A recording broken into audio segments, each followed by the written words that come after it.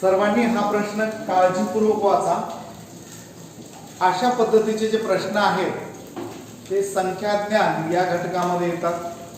संख्याज्ञान या घटकातला उपघटक जो आहे रोमन संख्या, या रोमन संख्येवर आधारित काही प्रश्न असतात। आपण हा प्रश्न काळजीपूर्वक वाचून घेऊया। त्या अगोदर तुम्ही तो प्रश्न वाचलेला आहे, विद्यार्थी माझ्या समोर काही विद्यार्थी आहेत, तुमची उत्तर काय काय आली? एक जणांचं 42 उत्तर आलंय आणि काही जणांचं 43, आणखी काही जणांचं 32 आणि दुसरं काय आले? काय कोणाचं आले उत्तर दुसरं? एवढे 3 उत्तरं आलेली आहेत।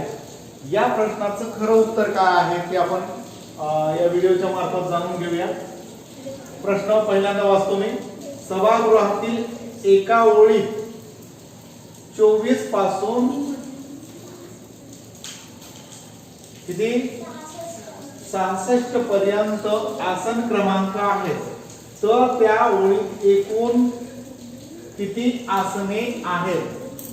विद्यार्थी मित्रांनो काळजीपूर्वक हा प्रश्न वाचायचा आहे। आता बघूया अशा प्रश्नांच्या वेळेत काय करायचं। 24 पासून म्हटलंय की नाही, 24 पासून म्हटलेलं आहे, तर ते 24 तुम्ही काय करता, हे 66 मधून काय केलं, 66 मधून काय केलं तुम्ही,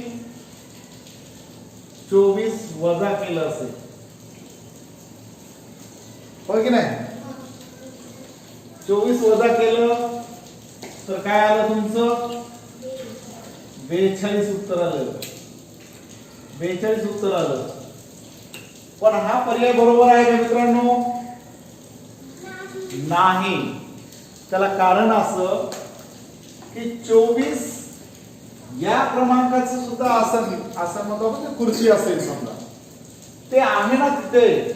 24 पासून जर तुम्ही 66 पर्यंत मोजत गेला तर तुमचं उत्तर वेगळं येणार आहे। तुमचं उत्तर काय येणार आहे? 43 हे उत्तर येणार आहे। बघा मग हे शॉर्टकट कसं काढायचं,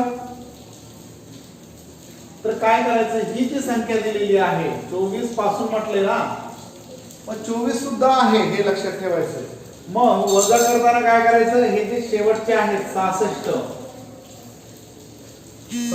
आहेत ना, त्यातनं या 24 च्या अगोदरची संख्या कोणती असते? 24 च्या अगोदर 23 असते। मग ती 23 वजा करायची आहे विद्यार्थ्यांना। मग 23 वजा केल्यानंतर उत्तर काय येणार आहे आपलं? बघा 6तनं 3 गेले, 3 राहिले, 6तनं 2 गेले, 4 राहिले, 43 उत्तर येणार आहे। अशाच पद्धतीचे प्रश्न तुम्हाला उतार्यामध्ये असतात। गार्गीने 5 तारखेपासून 10 तारखेपर्यंत सुट्टी घेतली तर ती किती दिवस सुट्टीवर होती? या ठिकाणी तुम्ही असं कराल का? मग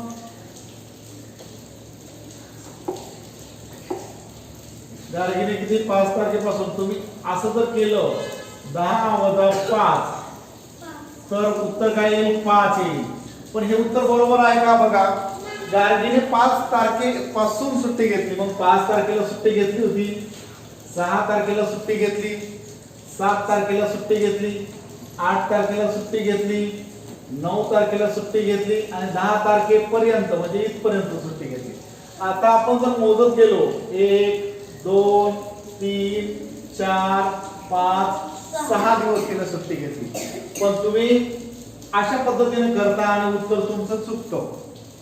मग हा प्रश्न कसा सोडवायचा?